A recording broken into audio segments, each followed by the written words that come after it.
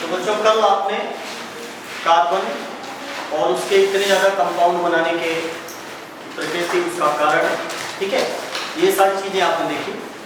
आज हम organic compound के संरचना और उनके सूत्र के बारे में थोड़ा सा देखेंगे कि ऑर्गेनिक कंपाउंड को किस तरीके से रिप्रेजेंट किया जा सकता है, ठीक है ना। जैसे सामान्यतः किसी भी मॉलिक्यूल का जब आप फॉर्मूला लिखते हैं, किसी भी यौगिक का या किसी अणु का जब आप सूत्र लिखते हैं, जैसे आप में से कोई बच्चा हमें साधारण नमक का सूत्र बता सकता है? क्या है? गुड, NaCl, ठीक है ना। ऐसे ही आपने नाम सुना होगा कैल्शियम कार्बोनेट। किस चीज का सूत्र है ये? कैल्शियम कार्बोनेट का सामान्य नाम क्या है? लाइमस्टोन, चूना पत्थर, ठीक है ना। ऐसे ही कार्बनिक पदार्थों में भी, क्योंकि आपने कल पढ़ा कि जितने भी कार्बनिक पदार्थ हैं, जितने भी ऑर्गेनिक कंपाउंड हैं, ये ज्यादातर किससे मिलकर बनते हैं? दो चीजों से। कौन कौन से? कार्बन और हाइड्रोजन। इसीलिए इनको क्या कहा जाता है? हाइड्रोकार्बन। क्या कहा जाता है? हाइड्रोकार्बन। ऐसा नहीं है, it is not very hard and fast rule that only carbon and hydrogen is present. इसके अलावा हेटेरोएटम्स भी पॉसिबल हैं, ऑक्सीजन, नाइट्रोजन, सल्फर, ठीक है ना, हैलोजेंस, ये होते हैं। लेकिन अधिकतम जो ज्यादातर कंपाउंड्स होते हैं वो किससे मिलकर बनते हैं? कार्बन और हाइड्रोजन से, ठीक है। तो कल जैसे आपने पढ़ा एल्केन, एल्कीन, एल्काइन, ठीक है ना, बेंजीन, इनके बारे में हमने थोड़ा सा आपसे चर्चा की। तो ऐसे ही मान लीजिए कोई कंपाउंड है एल्केन कैटेगरी का। किस कैटेगरी का? एल्केन टाइप का जो कंपाउंड है, उसमें मान लीजिए कार्बन की संख्या 3 है। तो वो आपने कल स्ट्रक्चर बना के पढ़ा था, ठीक है ना। तो जरा बताइए एल्केन का जनरल फार्मूला क्या होता है? CnH2n+2, ठीक है ना। अब n की वैल्यू क्या है? 3 है। तो इसका मतलब कार्बन कितने हैं? 3। और हाइड्रोजन कितना है? 2 × 3 + 2, यानी क्या फार्मूला बन गया इसका? C3H8, ठीक है ना। इस तरीके से जो फार्मूला लिखा जाता है इसको हम कहते हैं मॉलिक्यूलर फार्मूला। तो आज हम देखेंगे कार्बनिक यौगिकों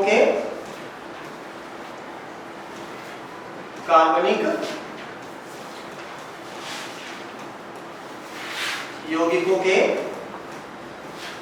सूत्र कैसे कैसे लिखे जाते हैं। सबसे पहला टाइप जो आपके सामने हमने रिप्रेजेंट किया है वो है अणुसूत्र या मॉलिक्यूलर फार्मूला। अणुसूत्र या मॉलिक्यूलर फार्मूला, जैसे अब अणुसूत्र में 3 कार्बन का कोई है तो उसको लिखेंगे C3H8। ऐसे जरा बताना बच्चों, अगर 5 कार्बन होंगे तो हाइड्रोजन कितना होगा?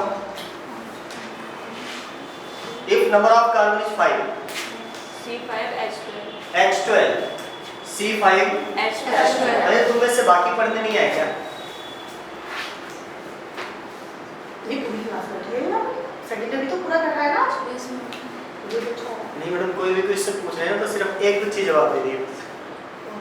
कुछ दिनों से कम आ रहे थे, शुरू हुआ ना, तो ये सभी बच्चे जवाब देते हैं। C5H12, ठीक है। तो ये तो क्या हो गया इसका अणुसूत्र। दूसरे टाइप का सूत्र क्या हो सकता है? संरचना सूत्र।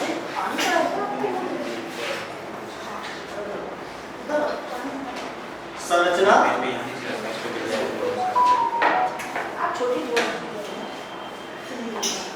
इसमें हम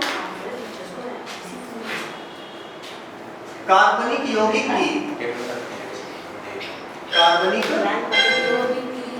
की संरचना दिखाते हैं। कार्बनिक यौगिक की संरचना, जैसे बयान लिखता हूं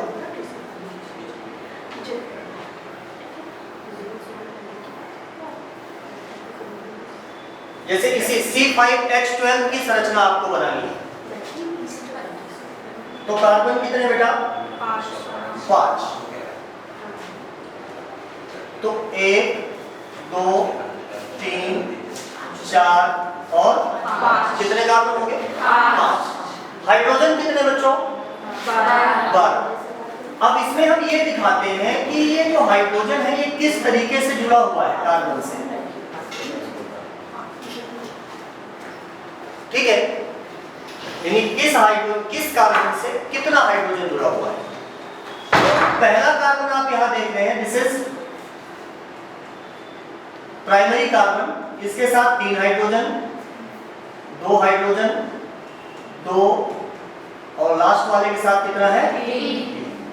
इस तरीके से जो सूत्र आप लिखते हैं इसको हम क्या कह देते हैं? संरचना सूत्र। ठीक है ना। ऐसे ही तीसरा है कंडेंस फॉर्मूला।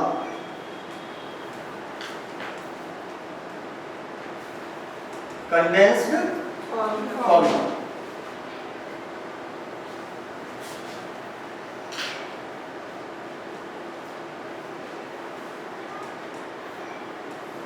कंडेंस्ड फॉर्मूला या कंडेंस सूत्र। ज्यादातर आपको आपकी बुक में यही फॉर्मूला लिखा हुआ मिलेगा। इसमें क्या किया जाता है कि जिस कार्बन के साथ जितने हाइड्रोजन जुड़े हैं, जैसे इस कार्बन के साथ कितने जुड़े हैं, तो पहले कार्बन के साथ हम उसके हाइड्रोजन की संख्या, उससे डायरेक्ट जो लिंक कार्बन है हाइड्रोजन है उसकी संख्या लिखते हैं। अब दूसरा कार्बन कितने हाइड्रोजन इसके साथ? 2। तीसरे कार्बन के साथ कितने हाइड्रोजन? 2। चौथे के साथ 2 और पांचवें के साथ 3।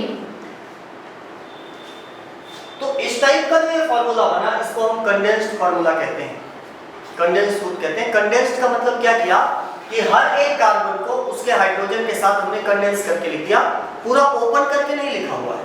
इसमें देखिए सभी कार्बन और हाइड्रोजन को अलग अलग लिखा गया है और उनके बीच में जो भी बॉन्डिंग हुई है वो भी दिखाई गई। यहां हमने क्या किया, सिर्फ कार्बन कार्बन के बीच के बॉन्ड को दिखा दिया, हाइड्रोजन को हमने उसके साथ ही जितने हाइड्रोजन थे उतना लिख दिया।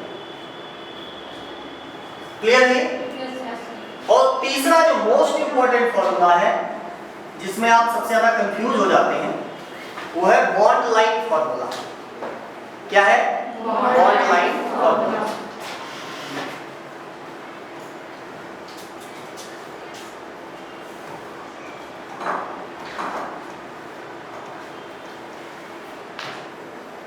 जिसमें सिर्फ क्या दिखाया जाता है, कार्बन कार्बन बॉन्ड को दिखाया जाएगा और कोई भी अतिरिक्त एटम जो आ रहा है कार्बन और हाइड्रोजन के अलावा, क्या कहते हैं उसको हम? Hetero atoms. क्या कहेंगे? Hetero atoms.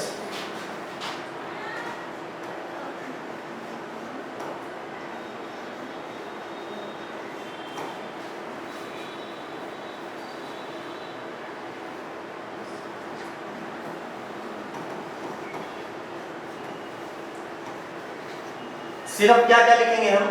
कार्बन कार्बन के बीच में जो बॉन्ड है वो दिखा देंगे और कार्बन हाइड्रोजन, मतलब इसमें कार्बन एंड हाइड्रोजन नहीं दिखाया जाता, कार्बन और हाइड्रोजन अंडरस्टूड होता है। ठीक है ना। अभी बना के दिखाते हैं तो समझ में आएगा।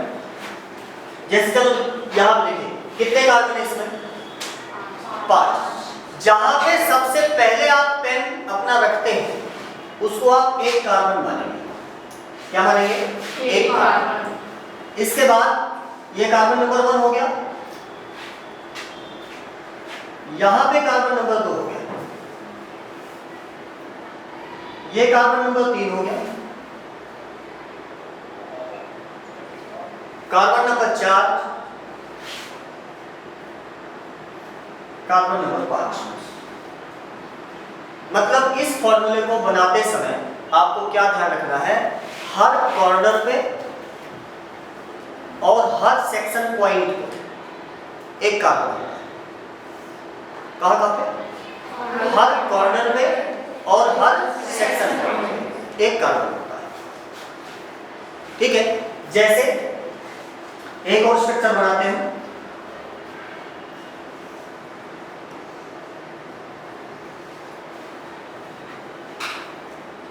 अब ये किसी ऑर्गेनिक कंपाउंड का स्ट्रक्चर है, ठीक है ना? तो यहाँ पे कार्बन कहाँ कहाँ होंगे जरा बताना बच्चों। एक कार्बन यहाँ होगा, एक यहाँ होगा। ध्यान रखना, सेक्शन पॉइंट का मतलब where two lines cut each other, जहाँ दो लाइन से एक दूसरे को कट करती है वहां भी एक कार्बन माना जाएगा। तीसरा यहाँ हो गया, ठीक है ना? एक कार्बन यहाँ हो गया, एक यहाँ हो गया। मतलब बॉन्ड लाइन फॉर्मूला समझ में आ गया? कोई दिक्कत तो नहीं इसमें?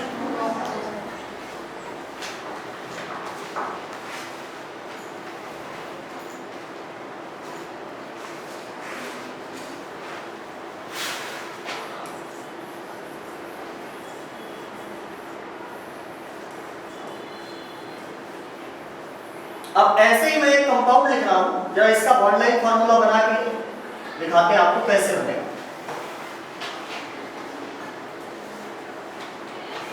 जैसे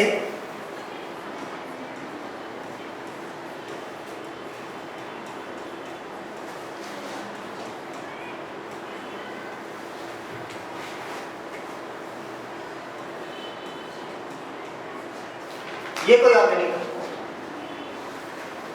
ठीक है?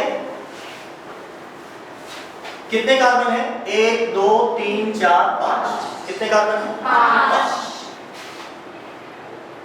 तो पहले जहां पे आप पेन रखेंगे उसको कहेंगे कार्बन नंबर 1, यानी पहला कार्बन, दूसरा कार्बन, तीसरा, चौथा, पांचवा। लेकिन अब इस पांचवें कार्बन से 2 O जुड़े हुए हैं और एक हाइड्रोजन जुड़ा हुआ है। तो इसका स्ट्रक्चर आपने 11th क्लास में पढ़ा होगा। COOH का स्ट्रक्चर कैसा होता है?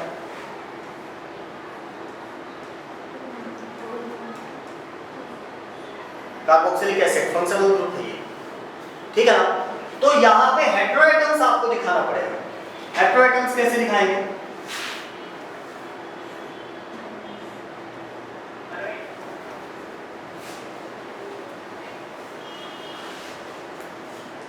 अब ये जो ऑर्गेनिक कंपाउंड है ये इसका क्या हो गया? कंडेंस फॉर्मूला हो गया ये वाला, ठीक है? और ये इसका क्या हो गया? Bond line formula. ऐसे ही जब हम ऑर्गेनिक कंपाउंड यानी कार्बन को जब 3D में रिप्रेजेंट करना होता है, इसमें 3D में, तो हम dash and veg formula use करते हैं। क्या यूज करते हैं? Dash and veg formula.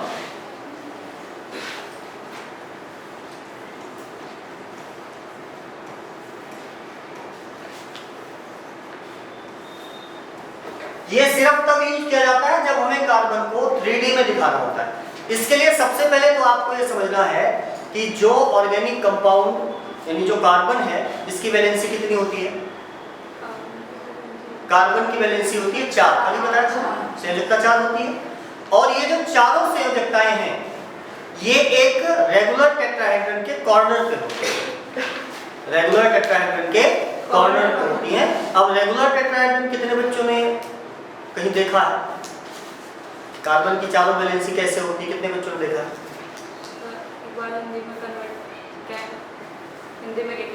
चतुष्फलकीय संरचना। चलो मैं बताता हूं। एक बार मुझे 3 पेन और दे दीजिए।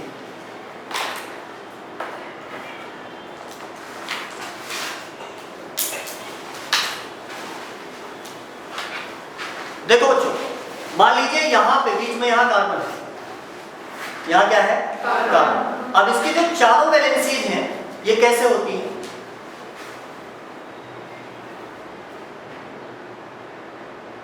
ऐसे दिखाई दे रहा है? तो 3 डायमेंशनल है या नहीं? प्लेनर तो नहीं है, यानी एक प्लेन में थोड़ी है चारों वैलेंसी। 3 डायमेंशनल 3D है, ठीक है ना? तो जब इसको दिखाना होता है तो हम क्या मानेंगे? देखो ये वाली वैलेंसी और ये वाली वैलेंसी तो एक प्लेन में है, तो इनको जब भी हम दिखाएंगे कैसे दिखाएंगे? सिंपल लाइन से दिखा देंगे। कैसे दिखा देंगे? सिंपल लाइन से। ठीक है, समझ में आ गया? और जो वैलेंसी ऑब्जर्वर की तरफ होती है इसको वेज से दिखाते हैं, और जो हमसे दूर की तरफ है इसको डैश से दिखाएंगे। ठीक है, यानी कुल 4 संयोजकताएं होती हैं। इन चारों संयोजकताओं में कार्बन की 2 संयोजकताएं प्लेन में मानी जाती हैं। 2 संयोजकताएं कैसे मानी जाती हैं? प्लेन में। ठीक है, और बाकी जो 2 संयोजकताएं हैं, एक ऑब्जर्वर से दूर की तरफ, ठीक है, और दूसरा ऑब्जर्वर की तरफ।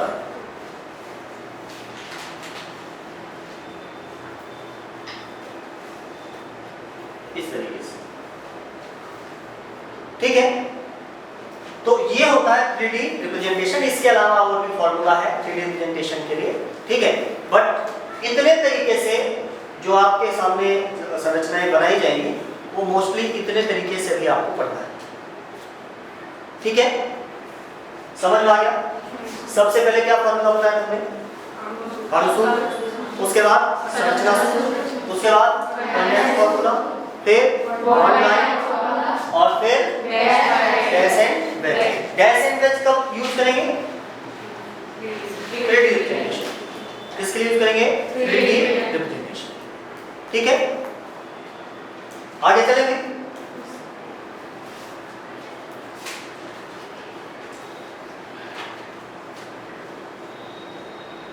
अब जो अगला चैलेंज हमारे सामने आता है ऑर्गेनिक केमिस्ट्री को पढ़ने के लिए, वो आता है इतने ज्यादा ऑर्गेनिक कंपाउंड, कार्बनिक यौगिकों की संख्या इतनी ज्यादा होती है। जैसे मान लीजिए आपके, एज्यूम कीजिए कि आपके 3 दोस्त हैं, तीनों का नाम बाई फेस आप पहचान सकते हैं।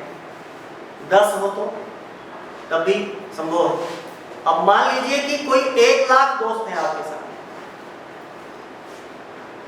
ठीक है ना? आप किसी ऑडियंस साल बैठे हैं, आपके सामने 1 लाख ऑडियंस बैठी हुई, आप क्या करेंगे?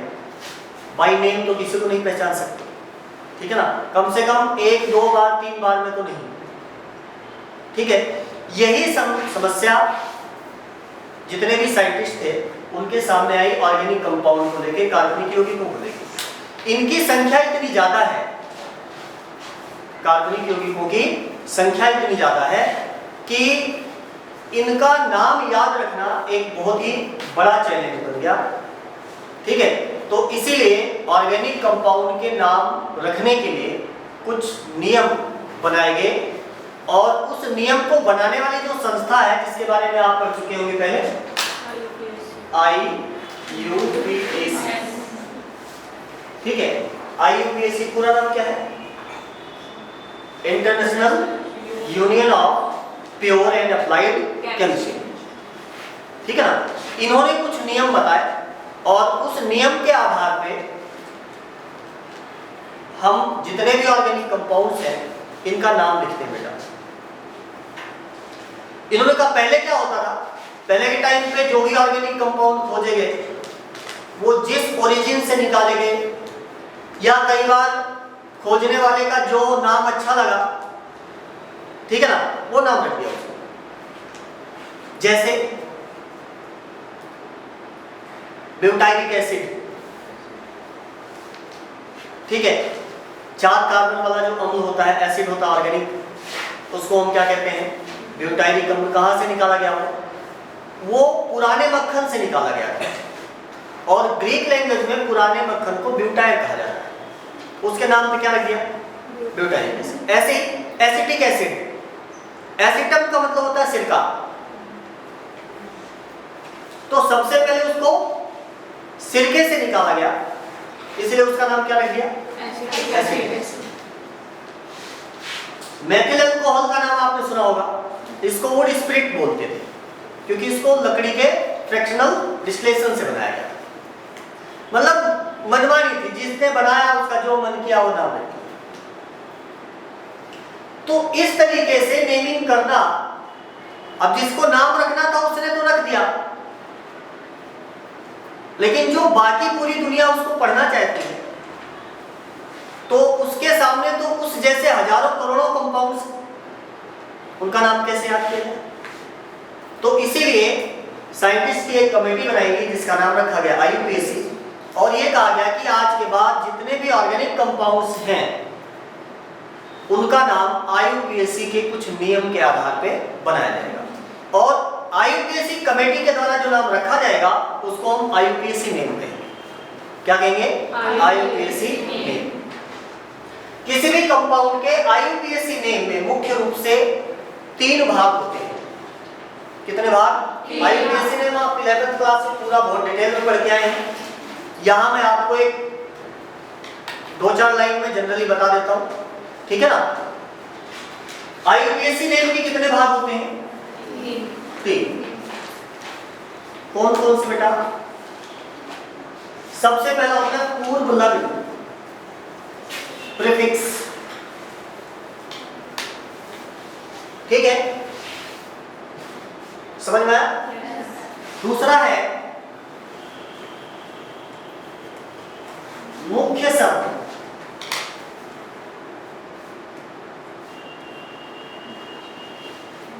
या मूल शब्द जिसको आप कहते हैं, ठीक है, और तीसरा क्या है? अनुलग्न।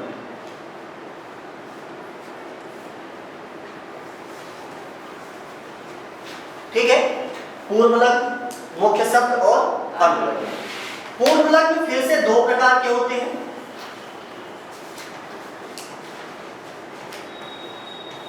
प्राथमिक और द्वितीय। अनुलग्न भी 2 प्रकार के होते हैं, प्राथमिक और द्वितीय। अब यहां पे हम आपको ये बताएंगे कि ये पूर्व लग्न क्या, किस चीज के लिए यूज होता है, ठीक है ना, और अनुलग्न कहां लिखा जाएगा, कैसे यूज होता है, ठीक, और मुख्य शब्द क्या बताता है। तो सबसे पहले हम बात करेंगे प्राथमिक पूर्व लग्न की। प्राथमिक पूर्व लग्न,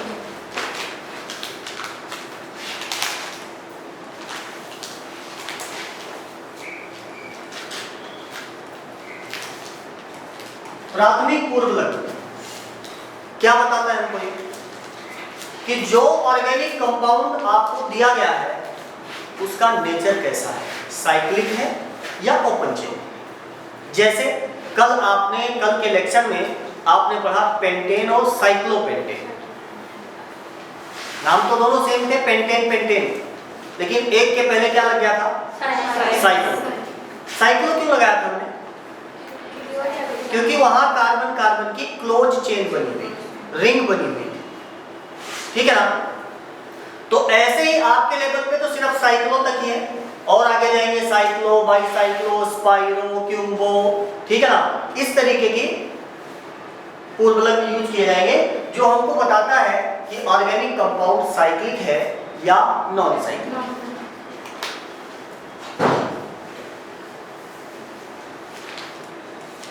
तो साइक्लो यूज करेंगे किसके लिए?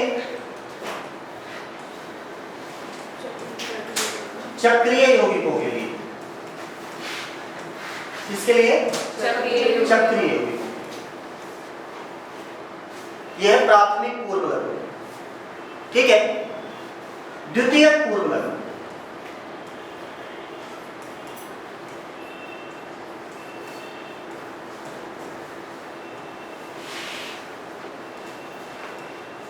द्वितीय पूर्व लग्न हमको बताता है प्रतिस्थाप्य के बारे में। किसके बारे में? प्रतिस्थाप्य, ठीक है, सब्स्टिट्यूएंट। अभी बताते हैं क्या है प्रतिस्थाप्य के बारे में। इंग्लिश में लिखें तो क्या कहेंगे इसको? सब्स्टिट्यूट। अब ये है क्या?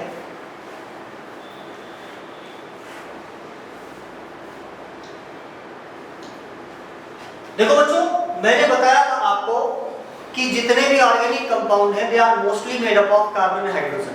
ज्यादातर वो किससे मिलकर बनते हैं? कार्बन और हाइड्रोजन से। लेकिन उसके साथ एक लाइन हमने ये भी कहा था कि कार्बन और हाइड्रोजन के अलावा भी ऑक्सीजन, नाइट्रोजन जैसे परमाणु इसके साथ जुड़ते हैं। ठीक है, तो किसी भी कार्बन की चारों संयोजकताएं हाइड्रोजन से पूरी हो जाए, ठीक है ना, और एक एक हाइड्रोजन से पूरी हो जाए, मतलब मैं अभी कंसीडर कर रहा हूं सिर्फ सैचुरेटेड को। किसको? सैचुरेटेड को। जैसे ये कार्बनिक यौगिक है,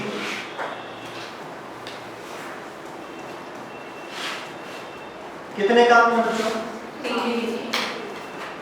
और इनमें सभी कार्बन की वैलेंसी किससे पूरी हुई है? हाइड्रोजन। अब अगर इनमें से किसी भी हाइड्रोजन को हटा करके उस हाइड्रोजन की जगह पे कोई भी दूसरी चीज, चाहे दूसरा कार्बन ही क्यों ना आ जाए, किसी कार्बन से जुड़े हुए हाइड्रोजन को रिप्लेस करके जो भी दूसरा एटम आकर के जुड़ता है या ग्रुप ऑफ एटम आकर के जुड़ता है, उसको हम कहेंगे प्रतिस्थापन।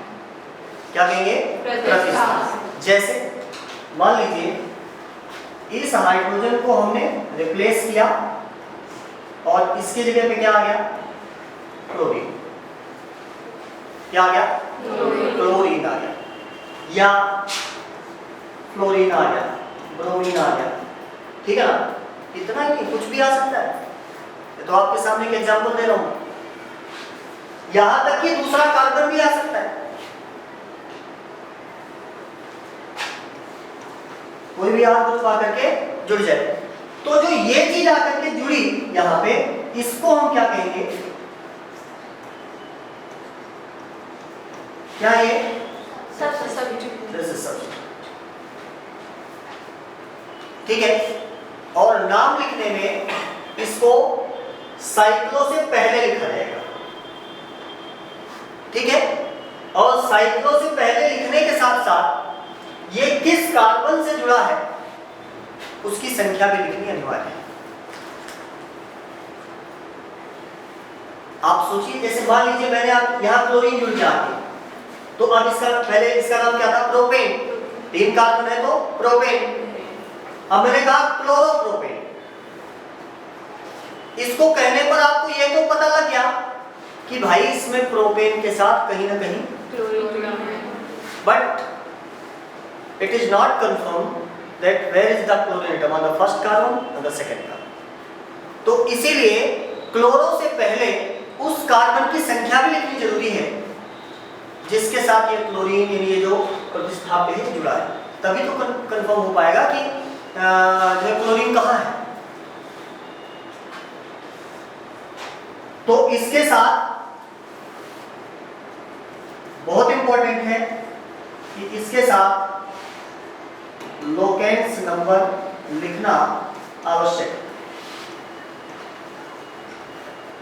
लोकेंस नंबर मतलब नंबर पे कोई वो आ रहा है, हाँ, जिस कार्बन पे वो जुड़ा है उस कार्बन की संख्या लिखना कंपल्सरी।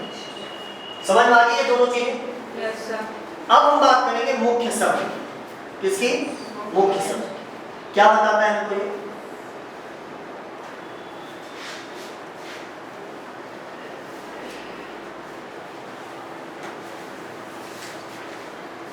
ये बताता है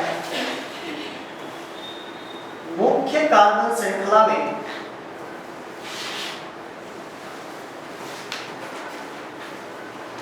मुख्य कार्बन श्रृंखला में कार्बन की संख्या, कार्बन की संख्या पता है आपको? बस थोड़ा सा रिमाइंड नहीं है। जैसे आपने पढ़ा होगा मेथ, एथ, प्रोप, ब्यूट, पढ़ रखा है ना? एक कार्बन के लिए मेथ, 2 के लिए एथ, 3 के लिए प्रोप, है ना, 4 के लिए ब्यूट, पेंट, हेक्स, हेप्टोन, डेक। ठीक है, इस तरीके से कार्बन की संख्या दिखाता है। कहाँ? मुख्य कार्बन श्रृंखला। कहाँ पे? मुख्य कार्बन।